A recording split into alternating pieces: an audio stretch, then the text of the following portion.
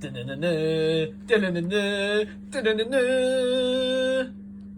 TV. I sit here today in what looks like the world's biggest armchair. It's not really, look, it's a two-seat sofa. Also, you'll see this background for the very last time. I am moving house tomorrow, so there'll be no more collectibles or retro turtles or things in the background, but not to worry. I will be rebuilding when I get to my new location, so there will be plenty of collectibles and things in the background for you to enjoy. This video today is all about a milestone. Edgar TV has hit his first milestone today, which is 1,000 subscribers. Our next one is 100,000 subscribers, so we get one of those play buttons from YouTube. Thank you to everyone who's got us this far. Keep supporting us, guys. Every time you like it or something, or you share it, or you comment on the video, it all helps grow the Edgar Nation and build us up to where we are. Also, big thank you to my sponsors. That's why I'm wearing my shirt today. We've got the XRP, the Wise Cryptos, Filter, and A180 darts. All their links and everything will be in the description below if you want to go check any of those out. So what I've done today, I've gone onto social media and I've said to you guys, ask me questions, and I'm going to answer all of those. It's not been on there too long, I know, but I've got about 10 questions. I'm going to go through them, see what I think. So let's see what we've got first. Never have sex again. Never throw a dart again. To be honest, I can't see anyone paying any money ever for how I do sex. So I'm going to have to stick with darts. Okay, we've got a three-parter here. I'll do them one at a time. Any 9 darters yet? Yeah, quite a lot. Not in the PDC though. I really want to do that. You get a 9 darter in the PDC, you get a little silver pin badge. Or if you do one on TV, you get a gold pin badge. I want one of those pin badges, so yeah, not yet, but that's the plan. Favourite dinosaur, I'd say, is the pterodactyl, because that was the dinosaur used by the Pink Power Ranger from the Mighty Morphin Power Rangers, and she was obviously my favourite Power Ranger. Like, who didn't have the Pink Power Ranger as their favourite Power Ranger? What is your opinion on pineapple on pizza? I actually like Hawaiian. Hawaiian's not bad. I don't get the whole discussion about pineapple on pizza. It works for me. Stallone or Arnold? Now, Arnold, if you're watching, don't take this as a knock, because Terminator 2 is amazing. Great film, by the way. Good work. It's got to be Stallone. Purely for Rocky and now Creed. How can it not be? Great question, this one from Luke Jones. But I'm not really a fan of fruit pastels, actually. I prefer fruit gums and wine gums. But no, I can't do it. Especially if I get the black or the red ones. But the thing is, I don't just have one. What I like to do is making combinations. So I have a black and a red one together. And sometimes, just so you can get rid of them horrible yellow ones or the orange ones or the green ones, you might have to merge them in a little bit just so you can... You can't just leave them all in the packet, can you? You feel like you've missed out. But well done. I think it's Maynard's doing the old black and red sweet bags. Well done. Top work if you're watching, guys. Okay, we've got another three-parter here. Do you remember your first ever 180? I think I do. I think it was playing for Northamptonshire County Youth, because you used to get 180 badges, and I remember sticking it on my shirt, I think. Your first ever 100 plus checkout? No. Quite good at checkouts, do them quite a lot, so yeah. How often do professionals hit 9 darters in practice? Now, this is one of my biggest bugbears, actually. If you speak to players, oh, I hit a 9 darter in practice. No, you never. No. What you do is you hit 2 180s and a 141 finish. A 9 darter needs a start point and a finish point. The finish point is obviously the double. The start point's the start of the leg. If you don't have that start point, what that is a chain of shots where somewhere in between you hit 180, 180, and then go, oh, I'll go for 141. It's 9 darter. No, it's not. It really isn't. Who's to say in that chain you didn't go 180, your opponent finishes, the 180 is to start the next leg. It's not a 9 darter. Please, people, if you're watching this and you say that, stop. It is not a 9 darter. What I personally prefer to do is see how many 180s I can hit in a row. My maximum has been 4, and I had the 2 in the treble, going for the 5th. That's the best I've done. You know, I'm hoping to beat that. I'm only 32. Hopefully I've got another 50 years on this planet, so that's more than double the amount of opportunity. So I should hopefully get to 8 one day, or what am I on, about 4.2 at the minute, so maybe 8.4, which would be 9.1. First darts match you watched. Now I know I'm going to get this wrong because I did watch darts before this match, but I'm going with the first darts match I can properly remember, which is Peter Everson beating Dennis Priestley in the World Matchplay final at the Winter Gardens, the same stage that I myself am unbeaten on. And yes, I have played on it. Look on Twitter, you see the photos. 2 games, 2 wins. Me, World Matchplay stage, the only guy in the PDC who's played on that and never lost. If you had to pick one pro dart player as a tag team partner in a wrestling match, who would you pick and why? For me, it would have to go down to 2 picks. Number 1 would be Justin Pipe.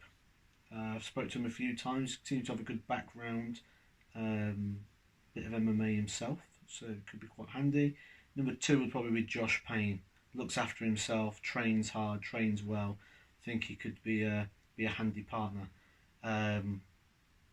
Quite a few handy people on tour, actually. Something you wouldn't believe, actually, if you watch James Wade's tour mates a couple of weeks back, when he quite happily said he'd fight anyone in a charity boxing match. I still accept.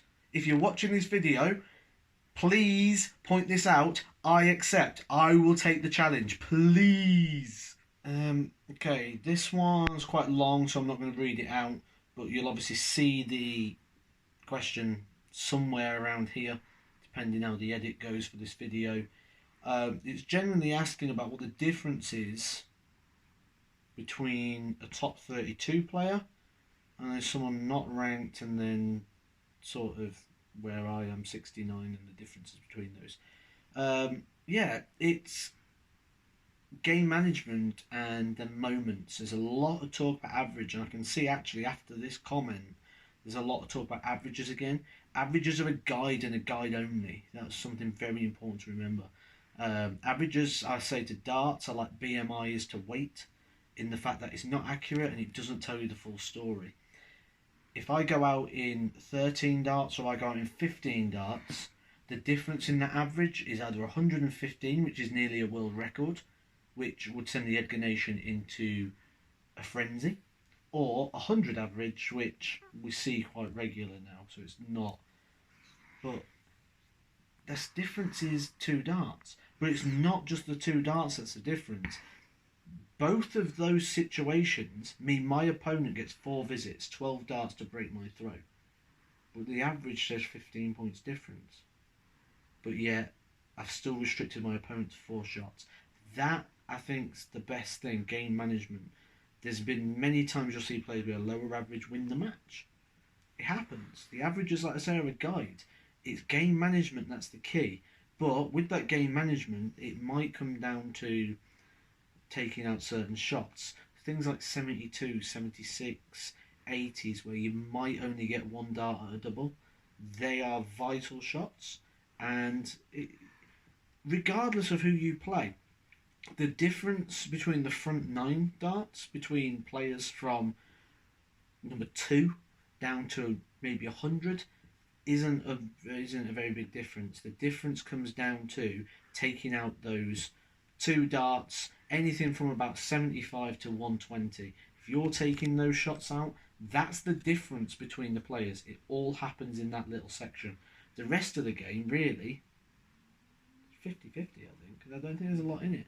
A few people will hit lots of 180s, a few people will score a bit better, but in general, that is where games are won and lost. And I'd say that's the difference, really, between people. And I'd say that's somewhere I'm getting very strong at the moment. And you can see I'm only going up at the moment, and I think that's going to keep going. That is what I'm working on. Yeah, I did. I used to like wrestling. I like BJJ. I can box. There's a couple of different things I can do. BJJ is probably my favourite martial art. In terms of what I can bench, it varies whatever time of year it is. I'd say comfortably I can do in 80 kilos. My 1 rep max, I don't know what that is at the moment because I haven't got a training partner. I don't like doing it on my own. But yeah, in general, it depends what time of the season we're at. Because some of the times we're away so much, and it's so hard when you're on the road all the time to find proper nutrition. So it goes up and down all the time, which is why I choose not to even consider competing at the moment. I might do a couple of charity matches along the way somewhere, especially if James Wade accepts. But besides that, yeah, I yo-yo, and 80 is where I am at the minute because I did that last week, full set. So yeah, it's not too impressive, but that's where I am. I'd like to cop out of that first part because it says, "What is your biggest achievement so far?" And I know I've had some achievements so far, but I really don't believe I've achieved it yet. I think my potential and my ability is so much better than anything I've done so far. So I'm not content with my achievements. If I broke my arm, or if I couldn't play anymore, or I stopped playing tomorrow, I'm not satisfied. So yeah, I've got one. Second part is, do you have any achievements? Goal. I don't know. I'm reading it again, aren't I? What would you like to achieve in the rest of 2019? Have you set any goals? I don't set goals normally, as in like I want to do this or that, because in my position as an unseeded player, I can run into Michael Van Gogh in 1 week or across the next week. These could be first round draws, so it's very hard to say I want to do this in this amount of time, because we are a little bit governed by the draw, but eventually that will, they balance themselves out. It can't always go wrong, so I'm not going down that road. But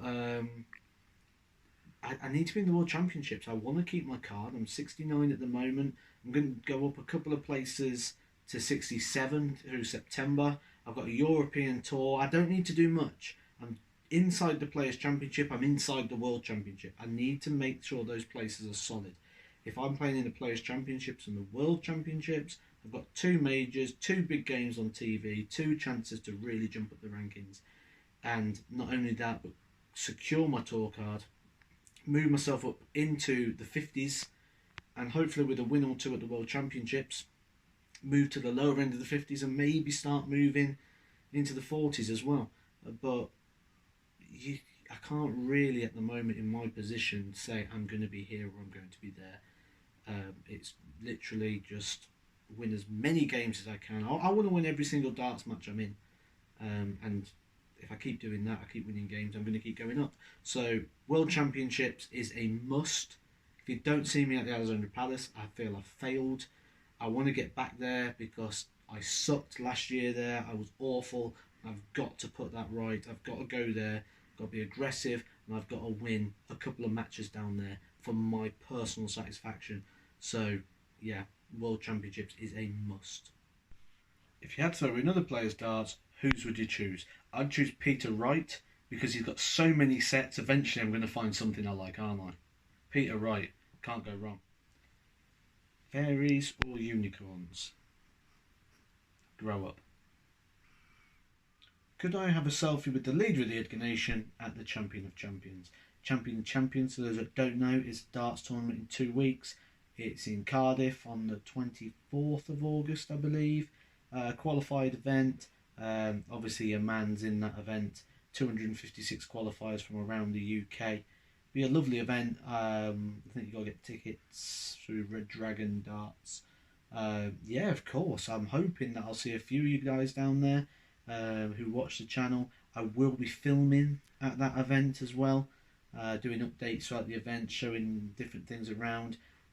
Maybe more than a selfie. Maybe we can actually get you on Edgar TV. Put you in the light to our over 1,000 subscribers.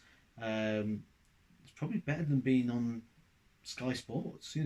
Edgar TV is where people want to be. And I tell you what, Luke Jones, if you really want, you can be on Edgar TV in 2 weeks' time at Cardiff at the Champion of Champions. And I know that probably means a lot more to you than even being in the event itself. You might even put your darts away and go home once you've done that, because I'm going to make your dream come true. You will be on Edgar TV. Come find me in Cardiff. What is your practice regime, and what PDC Premier League player do you think your throw and style is most similar to? Practice regime, I do little games by myself. I like to be able to measure what I'm doing so I know where I am and I know that I'm doing the right thing. So I've got some measurable games. They're actually, some of them are on Edgar TV. So if you do want to see those, look through the library of videos. There's some games on here that you can play. I set a score on them as well, and then you can go and try and compete against that. Very good videos. Have a look at those. One of the things I do believe in is scoring heavy. You've got to get down to those finishes, and so I'll spend. And you know, if you think about a game of darts, the majority of the time we are on that on the treble. So I'd like to switch around and get the power trebles. It's very important that you're able to switch around the board. So I like to get the full range of the board. I do that with my last 3 darts as well. Before I play a game, I go double 3 ball tops to get the full range of the line straight down the middle of the board. And yeah, I like to shoot around a lot. I think practice should be about getting the range of the board and feel comfortable with the whole board. You don't know when you're going to need a double 3 or a double 7. These shots and these moments in matches could be crucial, and you don't want to miss out on the chance of a break because you're going at the bottom end of the board. So yeah, just get the full range of the board. But look at those practice videos. There's some good ones on here. Okay, this one comes from Ohio in America. Great to see the Edgar Nation is worldwide. Hope you're enjoying the channel and you're part of the over 1,000 subscribers now regularly tuning in to Edgar TV for non-start entertainment.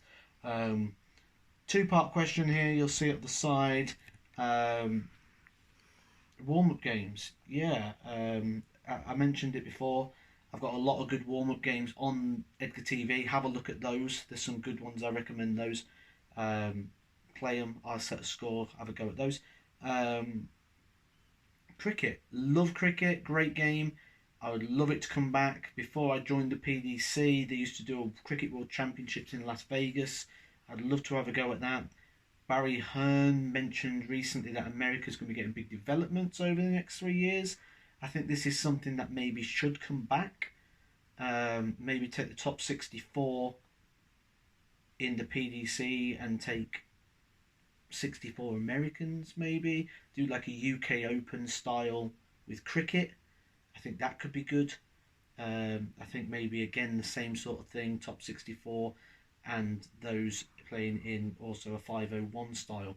I think there's so much that could be done with it, but I think cricket is maybe a way to get into that market, because I know it's very, very popular over there. Second part, not very good at the ball. The ball is, if you think about your percentages, the bullseye should be a lower percentage because it's small. It's a lot smaller.